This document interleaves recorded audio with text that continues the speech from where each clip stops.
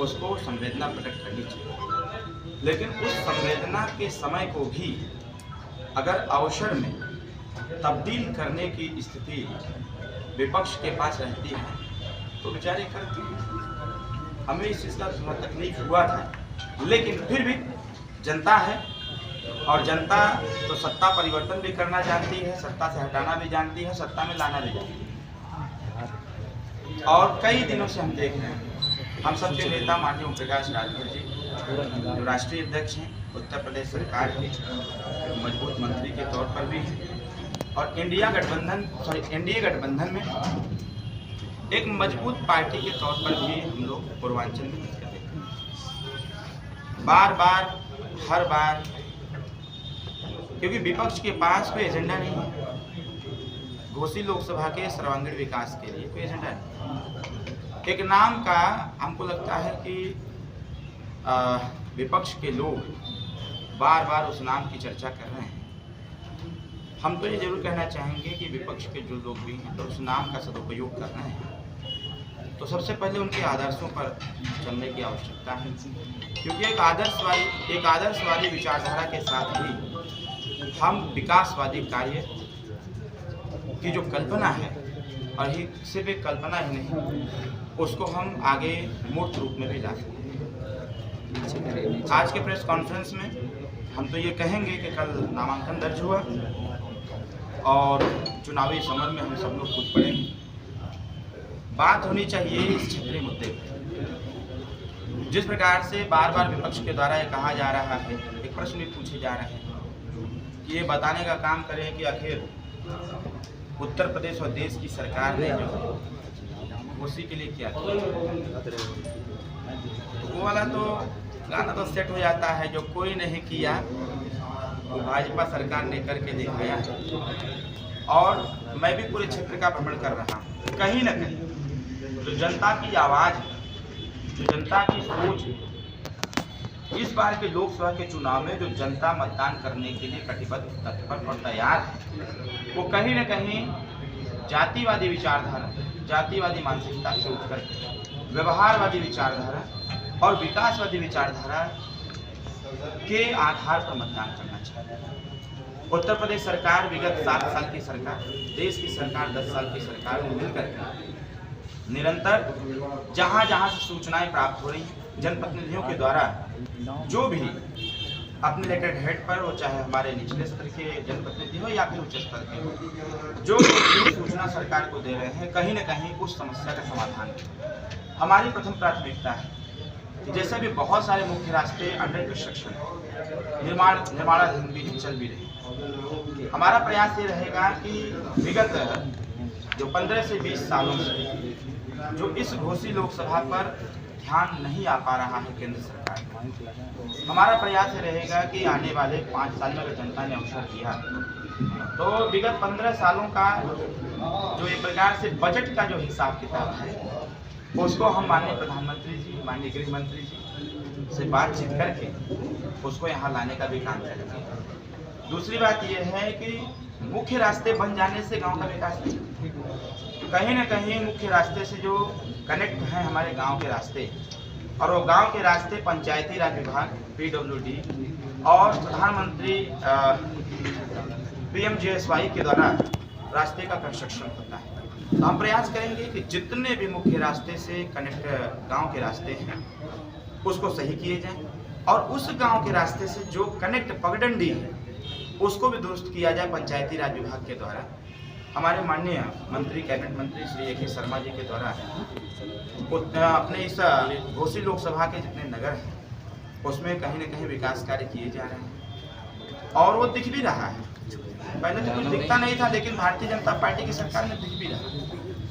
हम लोग भी प्रयासरत हैं कि जिस प्रकार से गांव में अभी विगत दिनों तमाम तरह की ऐसी घटनाएं आप सबके भी संज्ञान में आई, हमारे भी संज्ञान में आई, कि जब 24 घंटे बिजली का संकल्प हमारी सरकार ने लिया हुआ, उसको 17 घंटा, 18 घंटा, 20 घंटा, 21 घंटा तक ले जाते स्थिति थोड़ी सी ऐसी बन जा रही थी कि जो जर्जर तार हैं, जहाँ नहीं बदले गए हैं, ऐसे तार कहीं न कहीं विद्युत प्रवाह लगातार होने के नाते हीट होकर के वो टूट के गिर जाए, और उससे तमाम तरह की आगजनी भी हो रही है, तमाम तरह के एक्सीडेंट भी हो रहे हैं। हम सबका प्रयास दूसरा रहेगा, जैसा कि माननीय ए के शर्मा जी के द्वारा बार बार इस चीज़ की घोषणा दी जा रही है, तो हम भी सहयोग करेंगे। आने वाले समयों में पूरे घोसी लोकसभा के ग्रामीण क्षेत्रों से या फिर शहरी क्षेत्रों जो भी तार जर्जर हो गए हैं उसको दुरुस्त करेंगे। 24 घंटे बिजली का जो संकल्प है चुनाव के बाद 6 महीने में हम लोगों का लक्ष्य है कि 6 महीने के अंदर अंदर 24 घंटे बिजली का संकल्प पूरा करें। तीसरी बात है, मैं क्षेत्र में भ्रमण कर रहा हूँ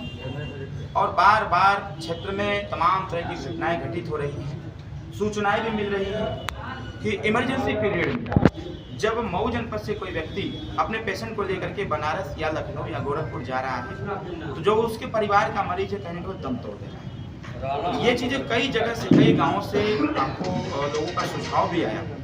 कि क्यों न मऊ में एक मिनी पीजीआई या फिर पीजीआई को स्थापित किया जाए।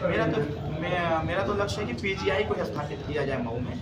क्योंकि ये सिर्फ मऊ को ही नहीं देखेगा, कहीं ना कहीं मऊ से सटे हुए बलिया है, बिहार है, गाजीपुर है, देवरिया का सटा हुआ एरिया है, अपने आजमगढ़ में पीजीआई है। इधर हम बिहार के भी कुछ जनपदों को हम टारगेट में रखे हुए हैं कि जो इस रास्ते से होकर के लखनऊ जाते हैं और मऊ आते आते उनका मरीज दम तोड़ देता है, बलिया के लोग चलते हैं तभी मरीज दम तोड़ देते हैं। तो हमारा प्रयास रहेगा कि यहाँ पर पीजीआई को स्थापित किया जाए, जिससे स्वास्थ्य संबंधी जो सेवाएं हैं उसको सुदृढ़ किया जाए। चौथी चीज़ हमारी जो प्लान में है, लगभग 2.5 साल से हम लोग पत्राचार के माध्यम से माननीय प्रधानमंत्री जी से, क्योंकि हमारे पार्टी के एजेंडे में भी है कि समान शिक्षा का व्यवहार इस प्रदेश और देश में लागू, उसी के अनुसार हम लोगों ने लगातार पत्राचार के माध्यम से और कईयों बार माननीय ओम प्रकाश राजभर जी के द्वारा बिहार है, गाजीपुर है,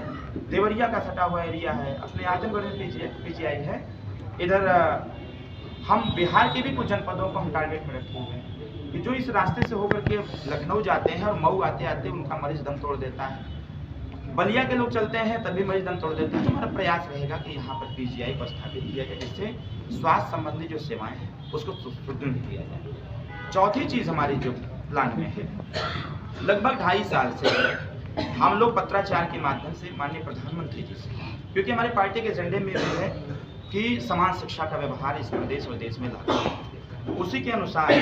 हम लोगों ने लगातार पत्राचार के माध्यम से और कईयों बार माननीय ओम प्रकाश राजभर जी के द्वारा माननीय मुख्यमंत्री योगी आदित्यनाथ जी से इस चीज़ की मांग भी की गई कि अमीर और गरीब के बेटे जो शिक्षा में दोहरी व्यवस्था है उसको एकरूपता देने की आवश्यकता है। माननीय प्रधानमंत्री जी से जब हमारी मुलाकात हुई, माननीय गृह मंत्री जी से तो आग्रह मैंने किया, बकायदे पत्राचार हुआ और पत्राचार के बाद माननीय मुख्यमंत्री जी, माननीय प्रधानमंत्री जी ने सहमति देते हुए जो 18वें मंडल पर अटल आवासीय विद्यालय का निर्माण कराने का जो श्रम विभाग के माध्यम से हो रहा है, कहीं ना कहीं हमारा प्रयास रहेगा कि हमारे मऊ जनपद में अटल आवासीय विद्यालय का निर्माण हो और उसको हम यहाँ लाएंगे ताकि इस क्षेत्र के जो मजदूर गरीब तबके के बच्चे हैं उनको निःशुल्क तौर पर कक्षा 5 से लेकर के 12 तक की शिक्षा, उनको अच्छी शिक्षा गुणवत्ता के साथ उनको प्रदान हो सके। और ऐसे जो गरीब बच्चे पैसे के अभाव में या फिर मैं यूँ कहूँ महंगाई के अभाव में नहीं पढ़ पा रहे हैं, ऐसे बच्चों को हमारी सरकार भारतीय जनता पार्टी एनडीए सरकार निःशुल्क शिक्षा दे करके उनको हॉस्टल की सुविधा भी देगी, जैसा कि अन्य जगहों पर चल रहा है, वो व्यवस्था हम यहाँ कराने का काम। पांचवी चीज़ है, 2018 में हम सब लोग सरकार में थे और हम सब लोगों ने समाज कल्याण विभाग से मांग किया था, जैसा कि पूर्व की सरकार उत्तर प्रदेश की बहन मायावती जी ने बनारस के लालपुर में व्यवस्था लागू किया है कि वहाँ पर लगभग 300 से 500 बच्चों को पढ़ने। हम लोगों का प्रयास था कि पूरे उत्तर प्रदेश के जनपद में इसको खोला जाए, अगर जनपद में नहीं तो मंडलवार कम से कम खोल दिया जाए, लेकिन हमारा प्रयास सिर्फ 8 मंडलों में हो पाया है, अभी 10 मंडलों में करना बाकी है। हम लोग प्रयासरत ये हैं कि समाज कल्याण विभाग के माध्यम से वो चाहे दलित का बेटा हो, चाहे पिछड़े का हो या फिर सामान्य वर्ग का व्यक्ति हो या फिर अल्पसंख्यक समुदाय का हो, सभी लोगों के लिए उत्तर प्रदेश और देश की सरकार के द्वारा हम हर जनपद में कोचिंग सेंटर खुलवाएंगे, जिसमें कि इस क्षेत्र के बच्चे जो इलाहाबाद जाते हैं, दिल्ली जाते हैं, बेंगलोर जाकर के तैयारी करते हैं, लखनऊ जाकर तैयारी करते हैं, ऐसे बच्चे सरकारी खर्चे पर IAS, PCS या फिर UPSC के लिए लोग यहाँ पर कोचिंग लें और लगातार कोचिंग करके उनको शिक्षा की व्यवस्था अच्छी की जाएगी, कोचिंग की व्यवस्था अच्छी की जाएगी, जिससे कि यहाँ के बच्चे खुद पे खुद तैयारी करके और अच्छे डायरेक्शन में वो कंपटीशन में बैठें और हमारे जीने का। इन सारे मुद्दों को लेकर के हम लोग, अब यहाँ जैसे एक मुद्दा आता है महिला सुरक्षा, जैसे न्याय संगत कार्यों को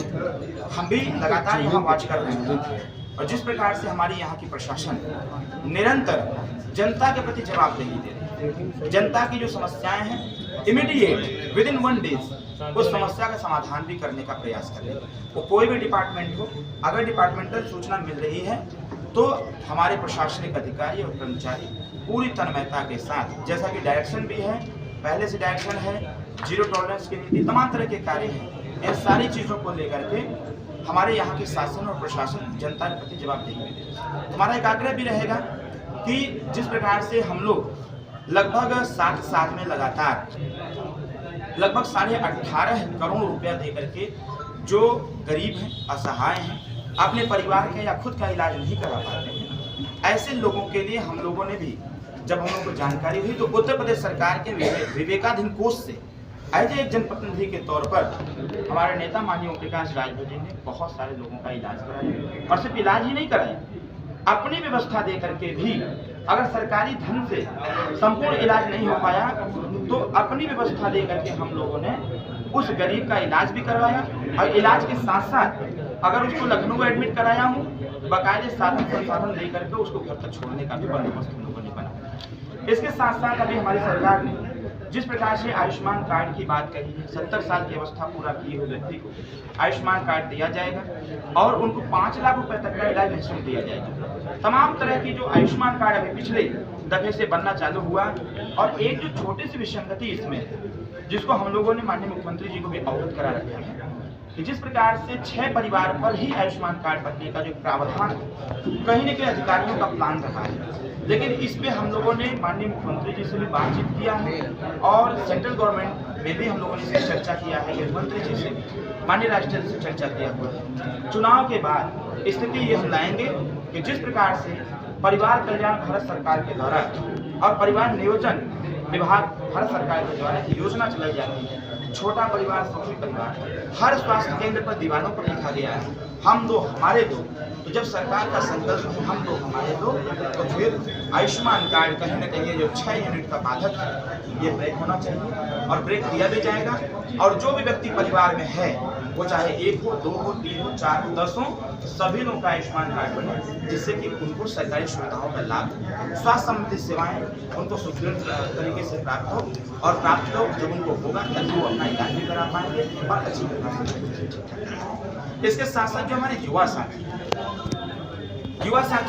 बार बार विपक्ष आरोप लगा रहा है बेरोजगारी, स्वाभाविक तौर पर शिक्षा का स्तर बढ़ रहा है। शिक्षा के लिए जिस प्रकार से हमारी सरकार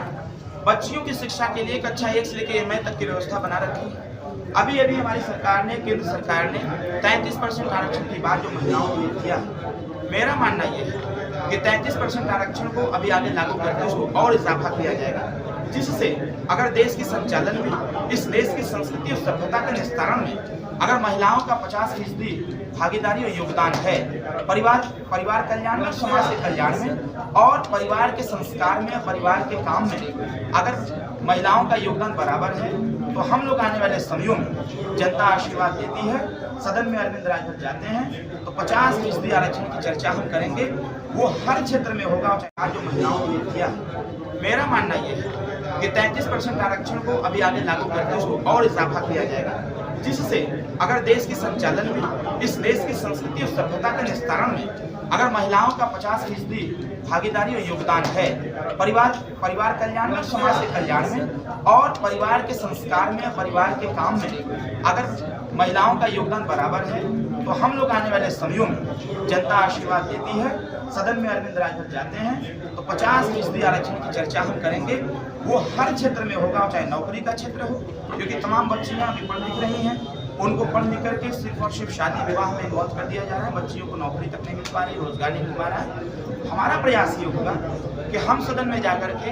इस पे भी सरकार का ध्यान आकृष्ट करने का प्रयास करेंगे, कि जिससे कि बच्चियां जो पढ़ लिख करके होनहार हो रही हैं, उनको हर क्षेत्र में भागीदारी सुनिश्चित हो 50% की। जो हमारे युवा साथी, अभी पूर्वांचल एक्सप्रेसवे आया हुआ है, पूर्वांचल एक्सप्रेसवे को लेकर के तनातनी हुई है, समाजवादी कहती है हमने, हमारा प्रपोजल था और भारतीय जनता पार्टी ने उस प्रपोजल को आगे किया। मेरा मानना यह है कि कोई भी सरकार जब भी कोई आधारशिला रखती है सरकार फिर आवे या ना आवे, लेकिन नेक्स्ट सरकार जो आती है वो उसको मूर्त रूप में लेते हुए, कार्य रूप प्रदान करते हुए उस कार्य को कराने का भी काम करती है। पूर्वांचल एक्सप्रेसवे के अगल बगल में तमाम ऐसी जमीन एक्वायर किए जा रहे हैं। जब मैं विभाग का मिनिस्टर था उत्तर प्रदेश में 2018 में, लघु उद्योग विभाग मेरे पास था। मैंने एक प्रपोजल बनाया हुआ था खास करके अपने पूर्वांचल के लिए, क्योंकि हमारे मांग में है पूर्वांचल राज्य। हम बार बार पूर्वांचल राज्य की मांग करते रहते हैं। इसके पीछे यही कारण है कि उत्तर प्रदेश पूर्वांचल के नौजवान, वो चाहे किसी भी जनपद के, वो पंजाब जाकर के, गुजरात जाकर के, महाराष्ट्र जाकर के, तमाम जगह, कोलकाता जाकर के वहाँ के फैक्ट्रियाँ चला करके अपने परिवार का पालन पोषण कर सकते हैं। तो क्यों ना हमारी सरकार का ध्यान आकृष्ट हो पूर्वांचल की तरफ। देश और प्रदेश की सरकार लपट करके पूर्वांचल में छोटे छोटे कल कारखाने, उद्योग धंधे खोलें और यहाँ के बच्चों को यही रोजगार दें, ताकि वो बच्चा अपने परिवार के साथ रह करके नौकरी करे, रोजगार करे और रोजगार करके अपने परिवार के साथ रहे। इससे हमारे प्रदेश की भी इकोनॉमी बढ़ेगी, इसके साथ साथ परिवार भी उसका मजबूत होगा। उसके जो छोटे छोटे बच्चे हैं, पैसा मिलेगा, उसके बच्चे पढ़ेंगे भी और आगे भी बढ़ेंगे। कहीं ना कहीं हमारी सोच सरकार की योजनाओं को पूर्वांचल में लाने के साथ साथ पूर्वांचल के युवाओं को रोजगार देने का भी है, और रोजगार के साथ साथ उसकी सामाजिक, शैक्षणिक, राजनीतिक और आर्थिक दृष्टि से उसको मजबूती देने का भी मेरे प्लान में ये लिखा हुआ है। इसके साथ साथ छोटे बच्चे, जो नौनिहाल बच्चे हैं, छोटे छोटे जो गांव में रह रहे हैं, सरकारी विद्यालय का कायाकल्प करने की। अभी मैं आ रहा था, आते समय मैंने देखा जिस प्रकार से समाजवादी पार्टी की सरकार ने मिड डे मील की व्यवस्था चालू की।